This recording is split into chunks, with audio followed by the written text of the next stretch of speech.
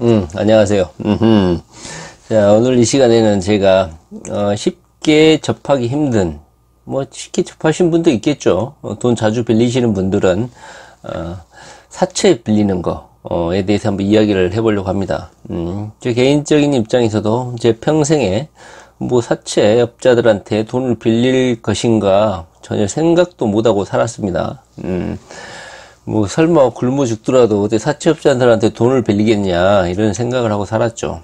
그런데 이게 살다 보니까 제 개인적 일 때문이 아니라 제 알고 있는 친척 때문에 이 사채로 돈을 빌리게 됐습니다. 예전에는 뭐 영화도 그렇고 드라마에서도 많이 나오죠. 사채업자들의 그런 만행이 실제로 그러는지 저도 궁금하기도 했는데 정말 그렇습니다. 약간 지금 현재 이 영상을 보러 오시는 분들은 뭐 드라마상의 그런 사채, 고리에 해당하는 그런 이자를 떼고 선이자를 떼거나 하면서 돈을 못 갚으면 행패를 부리고 뭐 신체 장기를 팔아라더니 이런 협박에 시달린다든가 뭐 전화에 시달린다든가 실제적으로 그래요. 그건 거짓말이 아닌 것 같아요. 제가 해보니까 실제로. 저는 오늘 이 시간에는 그런 작은 금액, 뭐 500이라든가 300 이런 걸 저는 빌린 게 아니고요. 약 4천만 원 정도를 빌렸습니다. 빌리는데 이걸 왜 빌렸냐? 갑자기 사업이 가게를 오픈을 하는데 인테리어 비용부터 해서 그에게 투자 자금이 들어가는데 충분한 자금이 마련되지 않는 상태에서 가게를 오픈하다 보니까 주변 사람들한테 돈을 빌리려고 하고 저한테까지도 돈을 좀 빌려달라고 요청을 하게 됐죠. 근데 그때 당시에 여러분들 알다시피 투자하는 사람들은 돈이 없죠. 많이. 그러다 보니까 돈이 없는 상태에서 빌려달라고 사정사정 하니까 그나마 신용이 조금 뭐 되니까 뭐 빌려달라 이런 것이었는데 저도 투자를 계속 하다 보니까 뭐 캐피탈도 끼어 있고 카드론도 끼어 있고 해서 빌려줄 수 없는 상황이었어요. 근데 거의 한 달 가까이 좀 빌려달라고 너무너무 사정을 하고 가게 오픈이 몇 달씩 지연되다 보니까 너무 손실이 많이 나는 거야. 거의 가족처럼 알고 지내는 그 지인이다 보니까 거절할 수가 없어서 결국은 이제 이자를 부담을 해주는 조건으로 이제 이 대부업체에 연락을 해서 돈을 빌리게 되었어요. 일반인들이 그 대부를 빌기는 쉽지 않죠. 특히 아파트라든가 이 부동산을 투자하시는 분들은 뭐 카드론이라든가 캐피탈 정도까지는 빌릴 수 있다. 그 다음에 우리가 보험을 들고 있죠. 그 보험의 약관 대출까지는 받아볼 수 있다. 그런데 무리하게 대부업계 이런 사채업자들의 돈을 빌려서 투자를 한다는 것은 거의 상상하기 힘든 일이죠. 차라리 제 투자를 위해서라면 빌리면 뭐 억울하지라도 않죠. 그런데 이렇게 인맥관계라든가 이런 친서관계 때문에 어쩔 수 없이 빌려야 되는 상황이 발생해서 이걸 빌려야 하나 마나 갈등이 너무너무 심했는데 이러다가 뭐 의리를 상하고 뭐 이런 걸 좀 배째고 그냥 모른 체 하면 될 것인데 이 가족관계하고 연관된 어떤 제가 말씀드리기 힘든 이런 인연 때문에 어쩔 수 없이 빌려주게 되었어요. 그래서 오늘 이 시간에는 가능하면 사채업자들한테 이 대부업체 1금융, 2금융도 아니고 3금융도 아니고 이 4금융에 가까운 대부업체에 돈을 빌리는 건 절대 권장하지 않습니다. 오늘은 그래서 만약에 이 영상을 보시는 분들은 뭐 대부업이 뭐냐, 사채업이 뭐냐 궁금해서 이 영상을 보시러 여기까지 왔을 거라고 생각합니다. 그런데 제가 오늘 말씀드릴 거는 액면 그대로의 그런 사채업은 아닙니다. 그러니까 500을 빌리거나 그냥 제 신용 하나 믿고 제 신장 장기 조직 믿고 빌려주는 게 아니고 저는 이제 부동산 투자를 하다 보니까 부동산이 있죠. 아파트를 담보로 해서 빌려주는 그런 사채업이었어요. 그러다 보니까 그래도 1금융이나 캐피탈은 지금은 금융 대출이 많이 강화됐기 때문에 1금융은 거의 뭐 빌려주지 않고 2금융 캐피탈이나 상호저축은행 정도까지도 개인의 신용이라든가 직장, 뭐 자산 능력 이런 것을 다 따져서 대출을 해주기 때문에 예전처럼 뭐 대출을 수월하게 해주는 게 아니더라고요. 그런데 이금융권도 제가 대출이 있다 보니까 대출을 안 해주고 해서 결국은 너무너무 급하다고 해서 대부업체를 검색을 했습니다. 자, 오늘 이 시간에는 사채업자들을 만나가지고 대출을 하는 방법, 그리고 그 이자율, 그리고 그 대출 과정에서 벌어진 그 에피소드라든가 이 돈을 다 갚을 때 그 과정을 짧게 한번 이야기해보고, 뭐, 교훈이라면 교훈이겠죠? 결론 미리 말할게요. 사채, 대부업체에 돈을 빌리지 마라. 인생에 그 쓴맛은 물론이고, 참 더럽다, 기분. 이런 느낌을 가지게 됩니다. 저는 두 번 다시, 제가 왜 이 영상을 찍게 되냐면, 어제, 대출금을 다 갚았어요. 물론 돈이 생겨서 갚은 건 아니고요. 더 싼 이자의 대출을 상환 대출이죠. 그걸 받아서 갚게 됐고, 그분이 그 돈을 돌려준다고 하는데 사업이 잘 됐으면 좋겠는데 역시나 잘 안 되고 있어서 좀 걱정이긴 합니다. 그런데 제가 그 스스로를 반성하는 차원에서 한번 이 영상을 찍어야 되지 않겠나 하는 생각이 들어서 이렇게 기록을 좀 남기려고 해요. 뭐 도움이 된 건 아니에요. 여러분들한테도 뭐 노골적인 사채업이 아니기 때문에, 저당을 잡은 사채이기 때문에, 여러분들이 뭐 이 영상을 보기까지 오신 분들은 뭐 부동산이 있거나 아파트가 있는 분들이 아니시잖아요. 그냥 내 신용 하나 믿고 내 장기 조직 하나 믿고 돈을 빌려달라 이런 주의잖아요. 제가 말하고자 하는 건 어떤 담보라도 하나 잡을 게 있는 사람들, 그 사람들이 아마 오늘 급전 때문에 빌릴 수밖에 없는 그런 분들을 대상으로 한 영상이 아닐까 생각합니다. 첫째, 제가 4천만 원을 빌리려고 하는데 제가 일단은 전화를 돌렸습니다. 네이버에 대출을 검색을 하면 여러가지 상호저축은행, 뭐 캐피탈, 무슨 대부, 여러가지 대부 은행들이 다 뜨죠. 거기에 제가 한 20군데를 전화를 돌렸습니다. 저도 입이 엄청나게 아팠죠. 제 대출 금액하고 내가 어떤 식으로 뭐 얼마의 금액이 필요하고 어떻게 상환을 하겠다 이렇게 말을 하니까 엄청나게 친절합니다. 뭐 대부라는 그런 명칭을 쓴 것도 있었고, 은행 명칭과 이사하게 뭐 하나은행, 뭐 캐피탈, 뭐 현대캐피탈, 뭐 캐피탈 다 붙였지만 제가 확인한 바로는 그 은행의 캐피탈의 지주회사가 아니라 그냥 이름을 모방한 그런 그냥 개인들이 만든 은행이었어요. 이런 대부 업체들인데 그냥 은행명 비슷하게 그런 업체를 만들어 가지고 개인 사업체를 운영하고 있더라고요. 일단 그런 상담 전화를 하게 되면 완전히 친절합니다. 막 적극적으로 공격적으로 답변을 해주시죠. 그리고 무슨 차량 담보 대출을 한다든가 뭐 어떤 아파트 담보라든가 이런 걸 담보를 하면 적극적으로 대출이 된다 하면서 매우 긍정적으로 말씀을 해주세요. 그래서 제가 한 20군데 한 30군데 전화를 돌리니까 입에서 단내가 나면서 이 짓거리를 왜 해야 되느냐 하는 고민이 생겼죠.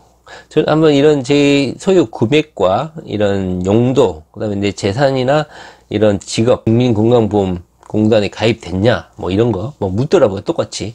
하면서 전화를 끊고 기다리니까 전화가 쏟아지기 시작합니다. 얼마를 대출해 줄 수 있다.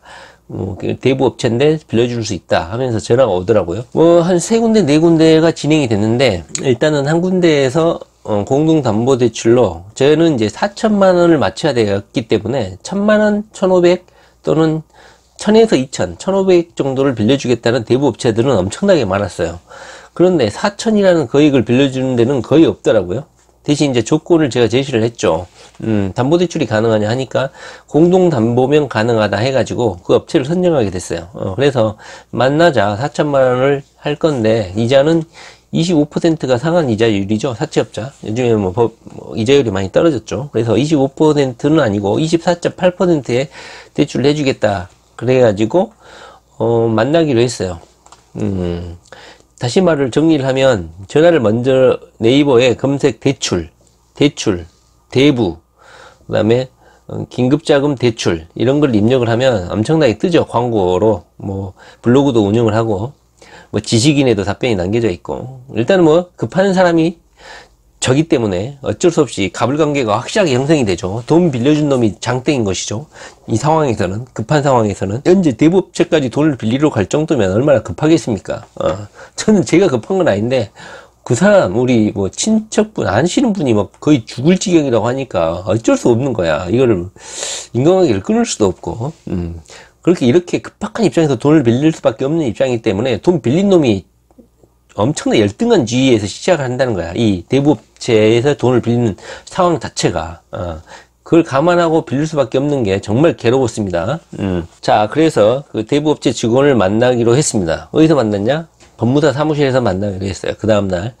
근데 제가 이제 이 조직을, 이걸 처음 이 시스템을 이제 느끼게 됐는데, 이 법무사는 이 업체들, 이 대부업자들하고 많이 조민이 되어 있었던 것 같아요. 법무사가, 그 법무사 직원들이 이 사채업자들 이 대출하는 이 신용관리사도 아니죠. 대출을 해주려면 무슨 자격증이 필요하나요? 법무사 사무실에서 만나기로 했는데, 뭐 대출을 해주시는 분들은 그냥 뭐 요즘에는 법이 강화가 돼가지고 옛날처럼 주먹구식으로 하지 않고 대출을 해줄 수 있는, 대출 모집을 할 수 있는 그 자격증을, 교육을 이수를 해야 된다고 해요. 그래서 그런 교육을 이수를 하면 어떤 코드가 부여된다고 합니다. 뭐 대출을 모집을 할 수 있는 자격이 부여되고 코드가 부여된다고 합니다. 일단 저는 그런 걸 전혀 모르기 때문에 일단 돈이 급하니까 일단 법무사 사무실에서 만났어요. 현재 그 시스템은 어떻게 되어 있냐면, 제가 처음에 네이버에 검색을 했잖아요. 그 사람이 전화를 하면 대출을 한 사람은 그 사람이 해주는 게 아니라 그 사람은 대출 모집인이었던 것 같아요. 그 사람이 제가 이제 돈이 그 정도로 필요하다. 그 다음에 제 전화번호라든가, 제 부동산의 그 소재지라든가, 그 다음에 등기부를 다 띄워보는 거죠, 걔들이. 하면서 제가 이거를 대출을 받을 수 있다는, 대출을 해주겠다는 그런, 대부업자들한테 연결해 주는 거야. 제가 네이버에서 처음 연결한 이 캐피탈 또는 상호저축은행이라고 하는 이 저랑 통화했던 사람들은, 그 사람들은 자기가 빌려주는 게 아니라 그냥 연결해 주는 거야. 그래서 제가 만났던 사람은 그 연결해준 또 다른 그 대부업체의 그 사람 세사의 직원이 온 거야. 그래서 그 법무사 사무실에서 오니까 그 사람은 자서만 전문적으로 하고 돌아다닌다고 하더라고요. 그래서 그 사람하고 이야기를 좀 해보니까, 도대체 돈 빌려주는 사람이 누구냐? 그러니까 무슨 캐피탈에서 빌려주는 게 아니야. 일단 개인이 빌려주는 건데, 황모모 씨라고 어떤 여자분이더라고요. 그러니까 이 사람들은 어떤 역할을 하냐면, 돈을 빌려주겠다는, 제가 보는 그 돈을 빌려주는 사람을 모집을 한 거야. 그래서 그 모집한 사람들을 가지고 있다가 저같이 돈을 필요로 한 사람한테 중개를 해주는 거야. 근데 이 돈을 빌려주는 사람이 사인일 수도 있고, 이 상호저축이나 캐피탈이라는 이 업체의 어떤 가족들일 수도 있고, 이 사람들의 지인일 수도 있는 거야. 그러니까 이 돈을 빌려주는 사람들의 정체를 알 수가 없어요. 제가 그 사람이 뭐 신분증을 달라고 할 수도 없는 어르시고, 일단 현재형에 가서 그 대출을 자서를 했는데, 제가 이제 등기부를 다 들고 갔어요. 아파트 두 채의 공동저당을 잡겠다는 것인데, 가가지고 자서를 한 거야. 하면서 자서하려고 딱 갔어. 만났어. 자, 여기서 이제 가장 핵심 포인트가 이거예요. 돈을 빌리는 사람이 의리야, 철저하게. 이 대부업계에서 돈을 빌릴 때는. 그러다 보니까 돈을 빌리려는 입장에서는 돈 주려는 사람 말을 들을 수밖에 없는 것이죠. 저같이 담보를 전제로 해서 그나마 빌리는 사람은 그나마 나을 수도 모르겠어요. 그런데 진짜 내일 모레 어떤 엄청난 위기에 처해서 사채를 빌려야 되는 사람 입장에서는 정말 돈을 빌려주는 사람의 요구에 응할 수밖에 없는 상황일 것 같아요. 제 입장도 마찬가지였어요. 막 죽겠다고 난리치고 저한테 사정을 하니까 돈을 빌려서 빨리 줘야 되는 상황이었어요. 그러다 보니까 현장 법무사 사무실에서 만났을 때 그분이 저한테 말한 게 뭐였냐면, 자, 여기서 중요한 게 10% 수수료를 달라는 거야. 자, 4천만 원에 10% 수수료는 얼마입니까? 400만 원입니다. 이걸 수수료를 달라는 거예요. 그렇지 않으면 대출을 못 해주겠다는 거야. 제가 하루 시간 내가지고 그 먼 거리까지 법무사 사무실을 부동산 소재지까지 갔단 말이죠. 거기 가가지고 대출을 받으려고 했는데, 상담받을 때 전화 통화로 할 때는 수수료 이야기는 단 한 번도 없었는데, 막상 대출을 현장에서 해야 되는 상황에서 갑자기 10% 수수료를 달라고 하니까 얼마나 황당했겠어요. 근데 여기서 어떻게 물을 수도 없고, 지금 다시 그 먼 거리를 하루 날 잡아서 왔는데 돈은 빌려달라고 난리고, 결국은 그래서 이제 협상을 한 것이죠. 이 10%라는 게 좀 말이라도 해야 되지 않겠냐. 그러니까 아니 그러면 돈 안 빌리려면 마세요, 이렇게 강하게 나오는 거야. 자, 빌리고 말라면 말라 이런 식으로 하고 뭐 그냥 그렇게 하겠다는 거예요.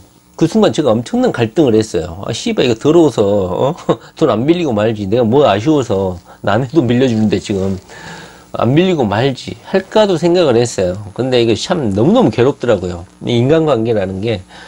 그렇게 사정을 해서 이 먼 거리까지 날 잡아가지고 전화를 20곳 넘게 사채업자들, 대부업체들하고 전화 통화하고 입이 단내 나도록 이야기하면서 여기까지 나를 잡아서 왔는데, 갑자기 10% 이자를 달라고, 수수료를 달라고 하니까, 아, 미치겠더라고요. 그래서 너무 비싸다. 조정을 해달라. 뭐 실갱이를 했죠. 막, 이거 뭐 안 할 수도 없고, 나도 중은신용했죠. 돈이 없는 입장에서 이렇게 빌리러 왔는데 너무 심한 거 아니냐. 하니까 연병을 해가지고 350까지 깎았습니다. 50만원을. 350만원 제하고 대출을 받는 거야. 그래가지고 그 대출을 하는 사람을 보니까 그 사람도 아니고 그 업체 이름도 아니고 황모모라는 어떤 여자 이름이었던 거야. 그래서 이 여자가 누구냐? 아마 제 생각에는 그 대부업체가 모집한 돈을 빌려주려고 했던 사람들, 돈놀이 하는 사람들 있잖아요. 그 사람들 명단을 리스트를 확보하고 있든지, 아니면 이 캐피탈 대부업체에서 관리하고 있는 자신들의 뭐, 쩐주겠죠? 쩐주를 하니까 대부를 하겠죠?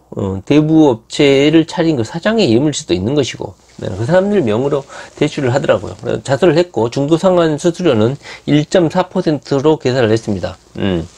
요즘에 은행 뭐 1.1에서 1.2 정도 하죠. 캐피탈이나 카드론이나 이런 데는 벌써 1.4 정도 한 것 같아요. 점점 비싸지는 것 같아요. 그렇게 계약을 하고 공동담보 부동산을 잡고 등기 필증을 주고 바로 현장에서 법무사가 가가지고 공동담보를 잡히고 마는 제 등기부가 더러워지는 그런 경험을 하게 됐습니다. 자, 여기까지는 좋습니다. 너무너무 이제 마음이 부담이 되는 거야. 제 등기부에 이 사채업자들이 몇 %를 잡냐면 150%를 잡는 게 아니고 한 170%를 잡는 것 같아. 제 기억으로는. 잡다 보니까 4천만 원 빌렸는데 뭐 한 7천만 원 잡는 것 같아. 200% 가까이 공동담보를. 그래서 아파트 2개 등기부를 잡았어요. 저는 이제 그날 너무너무 이거 피곤하고 이게 말다툼하고 신경전이 날카롭다 보니까 그날 거의 뻗었어요. 그 전날까지 전화 여기저기 하고 이 상담하고 단련하게 말을 하고 그 다음날 가가지고 또 이렇게 10% 수수료 돈 그냥 350만원 가까이 날리고 이걸 또 50만원 깎는데 사정하고 거지처럼 행동하고 이럴 수밖에 없었던 제 자신이 너무너무 괴로웠던 거죠. 아 진짜 두 번 다시 생각하기 싫습니다. 그래가지고 그 계약서를 만료를 하고 등기 필증을 그 법무사한테 주고 법무사는 뭐 잘 알고 지내는 사이인 것 같아요. 바로 그 법원에 가가지고 등기소에 가서 접수를 하고 저는 돌려받고 그 사채업자하고 싸울 신경질을 낼 필요는 없죠. 그 사람은 그냥 자선만 하고 돌아다니는 사람이니까. 제가 이 수수료를 어디다 쓰냐고 물어봤어요. 그 사람은 이제 뭐 깁스까지 하고 그 뭐 이 보호모집인이네. 이 대출 모집인이고 자설을 하고 하는 사람이기 때문에 뭐 잘 먹고 잘 살겠어요. 어디 뭐 놀던지 어디서 뭐 전 좋게 보이지는 않더라고요. 그러니까 행동 디자인 거죠. 사채업자들 그 자서 대신 해주고 한번 물어봤어요. 뭐 어떻게 이걸 이 일을 하게 됐느냐 하니까 뭐 부동산 어디 뭐 기획부동산에서 일하다가 이게 뭐 기회가 돼가지고 아는 사람들 통해가지고, 뭐, 대출 모집인, 뭐, 교육을 수료하고 이걸 하고 있다고 하더라고요. 저보다는 뭐, 나이가 한 5살 정도 적었던 것 같은데, 근데 이 돈으로 저도 뭐 먹고 살아야 되지 않겠습니까 하면서 이 350만원을 나눠 먹는 거야, 결국은. 처음에 제가 네이버에서 통화했던 그 사람, 그리고 그 사람이 또 소개시켜준 사채업자, 대부업자한테 또 돈을 띄고, 그 사람은 오늘 자서를 해주러 온 이 애한테 또 고생했다고 또 띄워주고, 그 다음에 또 뭐냐, 이제 결정적인 것은, 이 돈을 자성한 놈이 제 대출 중개 업무를 관리를 하는 게 아니고, 이 사람이 자서로 끝나고, 제가 이제 이자를 내야 되잖아요. 그 이자를 내는 25%에 대한 이자, 24.8%에 대한 대부업 이자를 내는, 관리하는 사람을 따로 또 있는 거야. 이 업체는 또 다른 조직인 거야. 제가 예를 들면 제가 A캐피탈이라는 A대부업이라는 사람한테 통화를 해가지고 대출을 했는데 A대부업에서 제 대출을 담당하는 게 아니라 C모모 어떤 대부업에서 또 관리를 하고 있는 거야. 그러니까 이 애들의 정체를 알 수가 없는 거야. 결국은. 자, 제가 그 다음에 결국 이렇게 대출이 됐어. 그러니까 이렇게 돈을 나눠 먹습니다 하는 거야. 인상도 더럽고 기분이 너무너무 안 좋더라고. 하여튼 저는 이제 돈을 수수료를 떼고 그 돈을 이제 붙여줬어요. 아시는 분한테 붙여주고 그 다음 달부터 이자를 내기 시작하는데 제가 지금 이거를 8개월 만에 지금 다 갚았는데요. 뭐 제가 돈이 생겨서 갚은 건 아니고요. 어떤 뭐 이제 그 대환 대출이죠. 해가지고 이자 싼 걸로 해서 지금 갚은 상황인데요. 이걸 빨리 갚을 수밖에 없었던 이유는 현재 역전세 때문에 좀 고생이 많죠. 여기 지금 대부업체에서 대부업체는 아니죠. 어떤 개인이 그 후순위 근저당을 잡고 있는 것이잖아요. 공동조당을. 하다 보니까 이거를 제거해 줘야지만이 제가 갖고 있는 아파트를 새로운 전세 임차인한테 세를 줄 수가 있는데, 여기 잡혀 있으니까 어떻게 할 수가 없는 거야. 어쩔 수 없이 좀 갚은 측면도 없지 않아 있었죠. 결국은 그래서 이렇게 이제 매달 이자를 24.8%에 해당하는 어마어마한 이자를 내게 되는 거야. 이걸 내긴 냈어. 잘 냈습니다. 근데 이제 저를 관리하고 있는 사람한테 제가 가장 궁금했던 건 이거야. 제가 빌린 사람은 황모모라는 여자인데, 그 사람 계좌로 입금을 하고 싶은데, 전혀 다른 예를 들면, 홍길동이라고 하겠습니다. 홍길동 계좌로 입금을 하라는 거야. 아니, 내가, 저 계약서를 보면 저한테 계약서도 주지 않아요. 대출 계약서도 주지 않아. 이게 너무너무 웃긴 거야. 그러니까 그 법무사 사무실에서 제가 그 대출 계약서를 썼다고 하잖아요. 제 자산만 가져가고, 저한테는 계약서 한 장을 안 주는 거야. 그래서 저는 이 계약서를 누구랑 체결한 건지, 그 사람 정보는 뭔지, 그러니까 그 황모모라는 여자의 이름만 알 뿐이지, 백지야, 백지, 계약서가. 그러다 보니까 그 사람의 주민등록도 모르지, 주소도 모르지, 아무것도 모르는 거야. 결국 이 사람 정보를 언제 알게 됐냐면, 나중에 한 몇 개월 후에 제가 제 부동산 등기부를 띄워보니까 거기에 그 사람의 주민등록 앞자리하고 그다음에 그 사람 주소가 나와 있더라고요. 그러다 보니까 이 사람이 저한테 돈을 빌려준 사람이라는 걸 알게 됐지, 실질적으로는 저한테 돈을 빌려준 사람이 뭐고, 제 계약서도 받지를 못했다니까요. 그러다 보니까 그 이자도 무슨 홍길동한테 입금을 하는 거야. 그래서 제가 거부를 했어요.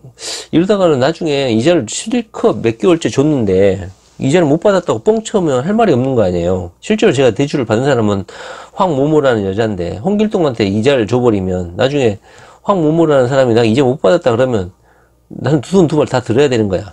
그래서 제가 말을 했죠. 저는 그 이자 못 보낸다. 황모모라는 여자의 계좌를 찍어주라 해가지고 저 같은 사람을 처음 봤다는 거야.